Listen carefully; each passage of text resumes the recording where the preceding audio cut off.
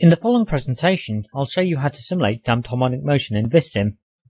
Consider the following system: a Newtonian damper and Hookean spring connected in parallel to a mass, with an external force adding energy into the system.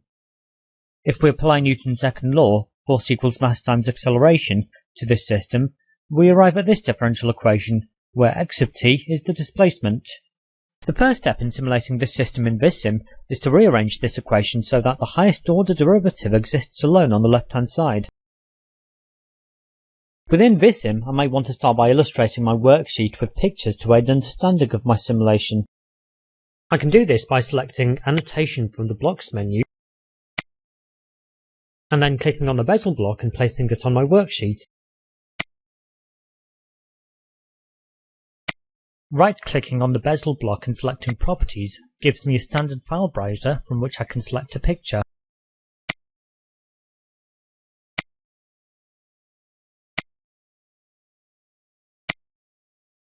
Clicking and dragging this block, or any other block, allows me to move it into position.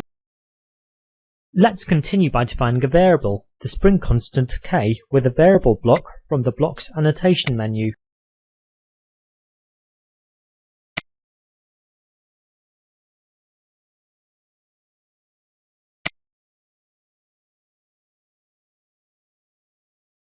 I can specify the variable name by simply right-clicking on the variable block and typing my chosen variable name. A value can be given to this variable by inserting a const block from the Blocks Signal Producers menu,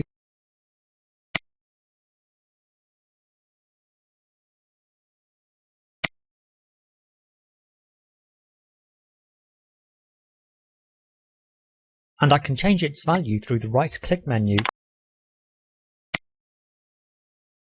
Jumping ahead several steps, let's say I've defined and given values to the damping constant, the mass, the external driving force, and the initial velocity and initial displacement of my system. Additionally, I've also defined blocks that represent the dynamic acceleration, velocity, and position of my system. Integrating the acceleration gives the velocity of the system. This relationship can be mathematically specified by connecting these two blocks with an integration block.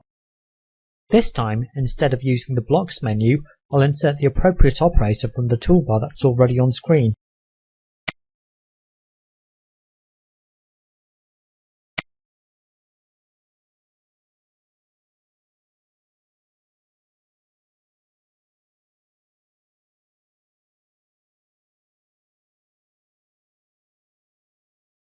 Additionally, integrating the velocity gives the position of the system.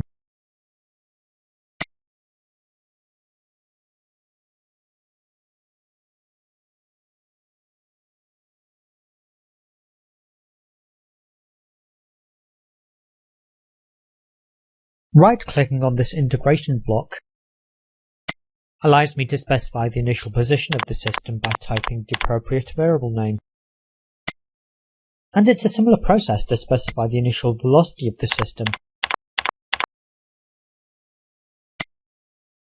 It's time to start implementing the right-hand side of our differential equation in block diagram form.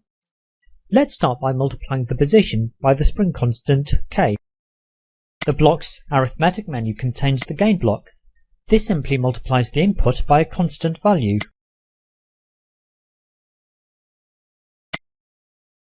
I can alter the gain value through the right-click menu.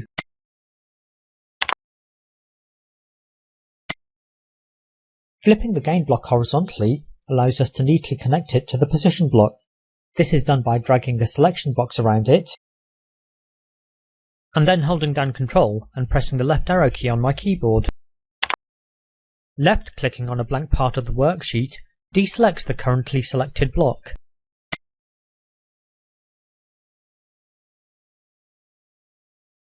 We'll now multiply the velocity by the damping constant v.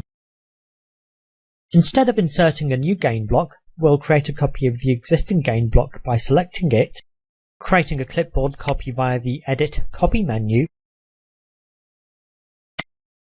pasting the copy into the worksheet via Edit Paste,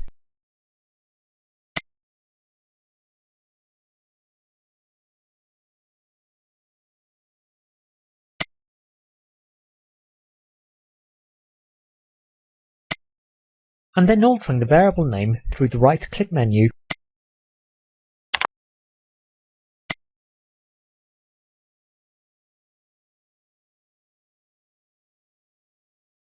To add the output of the two gain blocks together, we'll use the summing junction block from the block's arithmetic menu.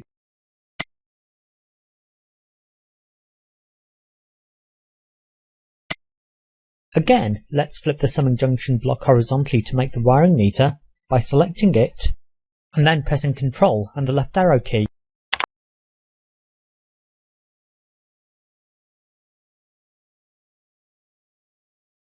To implement the effect of the external driving force F, we'll have to add another connector to the summing junction via the Edit Add Connector menu.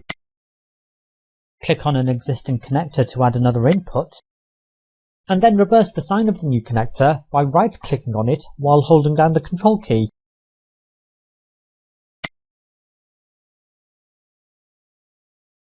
After this, we'll introduce the effect of the external driving force F with a variable block.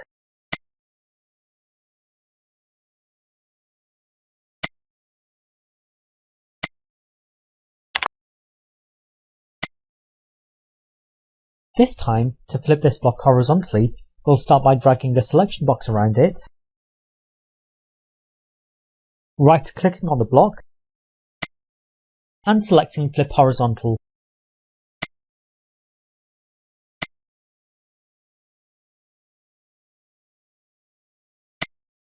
We'll finish implementing the left-hand side of our differential equation by multiplying the output of the summing junction by -1/m using a gain block.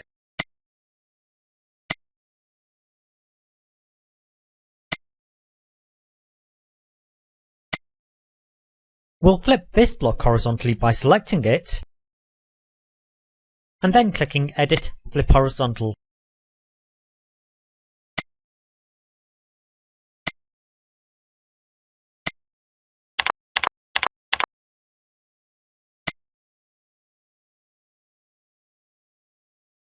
We've now nearly finished the implementation of our model.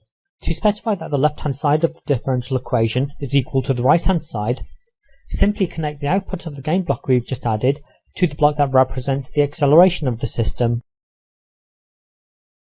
We can view how the position of the damper varies over time by inserting a plot block from the block's Signal Consumers menu.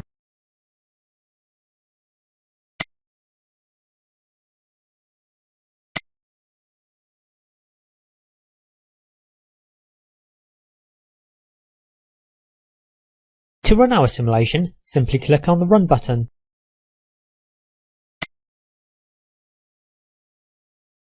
If we want to take this model further, we can ask VisSim to continuously rerun the simulation while we interactively change any of the physical parameters. To conclude this presentation, we'll jump ahead several steps and vary the damping constant B with a slider while VisSim automatically updates the plot of the dynamic displacement.